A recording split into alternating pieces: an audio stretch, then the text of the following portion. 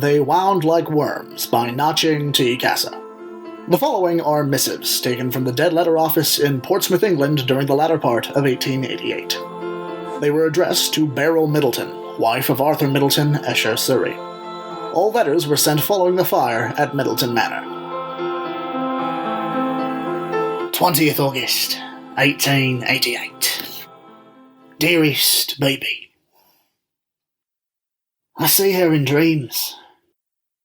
Her copper-coloured hair is piled high on her head, but when she shakes it loose, it frames her pale face. The heavens are contained within her eyes. Those twin sapphires stare into my mind and enslave me. She is a lady, her voice sweet and lilting. Had she lived in earlier days, Byron and Shelley would have written glorious verse in her honour. Mozart would have called her muse, and Da Vinci would have wept, knowing he could never create anything as beautiful as she. Every woman holds a mystery within. Someday I will liberate hers. Do not worry, sweet sister. I am myself. Right soon. Yours, Jacob. 22nd August, 1888. Dearest baby, I know you detest my dallying in animal entrail study, dear sister, but it has aided me so many times. It has led me to a city I have found fruitful for my career, has directed me to a home I may abide in, and shown me glimpses of the bright future which lies ahead. It has also shown me her. Yesterday, while studying the viscera of an old tabby, I discovered several portents. The imperfections in the bowel point to great love, while the colour of blood reveals the hair colour possessed by the beloved. It is the same as my dream. I know it. I know you find this distasteful, but if you believed as I do, you would understand. With much love, Jacob. 31st August, 1888. Dearest baby, my dreams have grown strange in the last week. The dark mood has overtaken me once more. I fear I shall never see her again. I dreamt of the entrails of rabbits and cats. They wound like worms about me, but they no longer informed me of her beauty or displayed the loveliness of her form. I awoke in darkness, tears upon my cheeks. More than an hour passed before I returned to slumber. In the next dream, I walked the cobbled streets, following my feet wherever they led. Soon I found myself in the darker side of London, a place of filth and tawdry women. They beckoned with their eyes and approached with a boldness unbecoming of their sex. One, with a brush of painted lips, promised heaven in the alleyway. I did not know her name. The woman, her dress ragged, her face red with drink, took me into the darkness, demanding coin for her pleasures. She lifted her skirts. I backed away, repulsed. She cackled. Women, even the worst of them, are souls of creation. They hold great secrets within. I realized she would not fail me as the rabbits and cats had. The knife lay hidden in my cloak. I withdrew it. My heart raced as I pushed her to the ground. A quick slash across her throat reduced her scream to a gurgle. I began my work. I pulled the rope from within and studied the texture. Slick and white, it passed through my gloved fingers. My future lay within those coils, and the vision ignited within my mind's eye. I saw my goddess seated next to the hearth of a strange and unknown parlor. The firelight glinted in her tresses as she shuffled the cards and turned them face up on the table. She glanced at me, and the vision faded. I woke, my head spinning, but I did not find myself in the bedroom. Instead, I stood outside the door to my apartments. A strange thrill filled me, and my hands trembled. I think I've been walking in my sleep again. It was only a dream. Yours, Jacob. 9th of September, 1888. BB. A torturous week has passed, and my head aches. When they come, my dreams are so real. I smell the foul streets, hear the drunken shouts, feel the sharp blade. Tonight I wandered the dark alleyways and found my next source of divination. They called her Annie. I did not reveal myself to her. Instead, I hunted her through gaslight and shadow. I caught her on Hanbury Street, and her entrails revealed much to me. I discovered the name of my love. She is called Mary. I awoke in my room this time and stared at the ceiling for hours, pondering the tangled skein which ensnares my poor soul. Does God exist, baby? Does he care about the ants which tread the earth beneath his feet? Will he forgive me for the impure thoughts and visions? I pray he does. If only I could see Mary without these evil dreams. Mother and I welcome our cousins Sunday next. They plan to stay the month. I shall be happy to see them. Perhaps they will distract me from the visions which plague me. Worry not, dear sister. I shall see the doctor as you suggested. Your loving brother, Jacob. 25th September, 1888. Dearest baby, I hope my letter finds you well. I would have written sooner, but Harry and Mavis have taken much of my time this past month. Our tedious cousins demand my presence at every dinner and event they attend. I suppose they must harbour anger towards you. They have not spoken of you or Bertram the entire visit. Sleep has eluded me these 3 weeks, and food has scarcely passed my lips. I move through the world as a ghost, waiting to live again. Write me soon, dear baby. Yours, Jacob.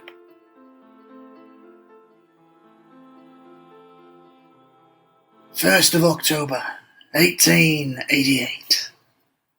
Baby. Yesterday the happy day arrived. Harry and Mavis departed for home. I took them to the train myself. Ah, baby, I felt as though a weight had been lifted from my shoulders. On the way home I walked through Whitechapel. Have you heard of the fiend which prowls the streets there? The papers are full of pictures and terrible stories. He preys upon the tarts, and they fear him. They eye all who pass. None call out to me as they did in my dreams. None are as lovely as Mary. I did not dream of her while our cousin stayed, but last night I dreamt of Whitechapel and a tall woman. She offered herself to me, and I sliced her throat. Such a gout of blood. She fell to the cobbles like a stone. I hiked her skirt and pulled my knife. Footsteps stayed my hand. They echoed outside the yard. I froze as they grew ever nearer. At last I could take it no more, and I fled. I did not stop until I reached Aldgate High Street. My heart grew leaden within my chest. Without entrails I could not see my Mary. I needed them, had to have them, but how? Where would I find them at this time of night? I wandered the street, deep in thought. St. Botolph's Church lay upon my right, and as I passed, a voice called to me. I could scarce believe my eyes. A woman stumbled toward me. She giggled as she took my arm, whiskey fouling her breath. We crossed Duke's Place, continuing on through St. James's Passage. I led her into Mitre Square. Her grin vanished when I slit her throat. I took my time with her, and the shapes of rope and coil within her told me of Mary and our future. Did you know she lives near Dorset Street? There is a large hole in the front window of her house, and the wind whistles through the rag she has stuffed in it. She stays in one room with a bed. A candle flickers on the table. One day I will meet her. We will not be strangers, her and I. Yours, Jacob. 2nd of November, 1888. My dearest Bibi, you have not answered my letters for some time. Are you shocked by what I have written? You have no doubt noted the similarities between what I have related and what the newspapers have reported. Bibi, I swear to you, I am not the Whitechapel murderer. What I've related are nothing more than nightmares spun within my poor, fevered brain. I have harmed no one. The papers may mirror my deeds, but I assure you what I've written are merely fabrications of my mind and nothing more. Is it because I failed to keep my appointment with the doctor? I will see you upon the morrow if it means you will speak to me again. Please, Bibi, do not desert me. Your brother, Jacob. 6th of November, 1888.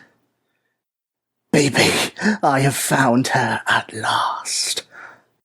Yesterday evening, as I walked through Whitechapel, I found Mary's home. She stood outside watching the passers-by, and I found myself struck dumb by her beauty.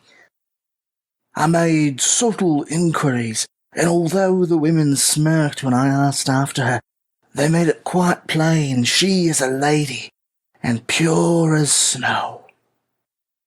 She has fallen upon hard times, and has been forced to live in squalor. I believe they are jealous of her youth and good looks. They should treat her with more respect. I would speak to them of it, but I do not believe she will be here long. I will remove her from this situation and they will never see her again. Will you write me? I find your silence unbearable. Jacob. 8th of November, 1888. Wicked, hateful whore! She is not my Mary. Although she walks and talks as the angel from my dreams, she is not pure, nor is she a lady. She is a harlot. I walked to her hovel this evening with the intention of introducing myself. Her story had moved me, and I intended to aid her in this time of need. However, when I arrived, I found the window curtains parted. I glimpsed her through the glass. She lay upon the bed, wrapped in the embrace of a stranger. Her legs spread, I cannot say it. You are a lady, baby, and should never hear of such depravity. Have my visions and dreams led me to this? What use is she to me? There is nothing beyond Mary. I am broken. I need a dream. I need to see the future and what lies beyond this moment. Perhaps the secrets lie within this impostor. Jacob. 13th November, 1888. Dearest Bibi. Dear God, what am I to do? Oh, my sister, I have had another dream. In it, I went to the impostor's home on Friday the 9th. No one saw me pass outside her shabby room. No one saw me knock upon her door.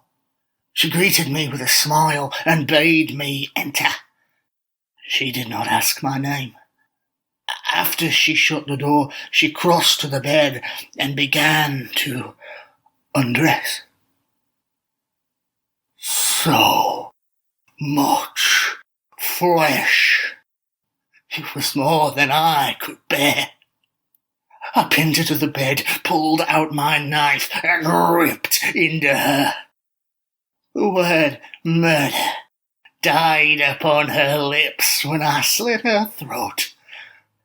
Blood washed the walls above the bed as I worked. Crimson stained the sheets. Scarlet drops dripped on the floorboards and mingled with the dust. A slack-jawed skull rested on the pillow. The room smelled of slaughter. I pulled the entrails from her once human form and read them. Each shape, each imperfection told me much, but not enough. I took every organ from her body and laid them about the room like a haspix of ancient Rome. I read each. My assumption had been correct. She was not my Mary. The Mary I sought still sat in her parlor, her playing cards before her. She did not reside in Dorset Street. She did not live in Whitechapel at all. She lives in the West End, and she's a fine woman of unimpeachable qualities. I saw her speaking with me as I sat upon the ottoman, a smile upon her lips. Her manner is sweet. She will save me, I'm sure of it. I will see her on the morrow. Jacob. 20th November, 1888. Dearest Bibi, today I go to meet my fate. And since you're unwilling to write or speak with me, I can only assume you know the truth. You only wish to hear it from me. What I've related to you are half-truths and lies. Everything I told you began as a dream, a product of my dark imagination. It ended in reality. I have not told you everything. I am sorry, BB.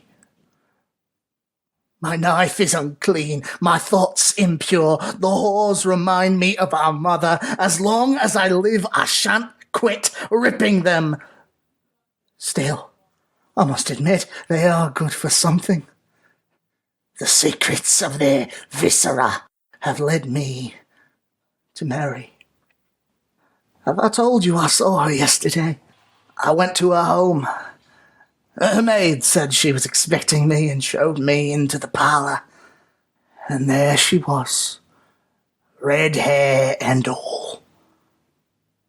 She didn't rise as I entered. Instead, she turned over a card. "Would you like to sit?" she asked. The room was the same as my vision. I found the ottoman and perched upon it. "I knew you'd come. I know who you are."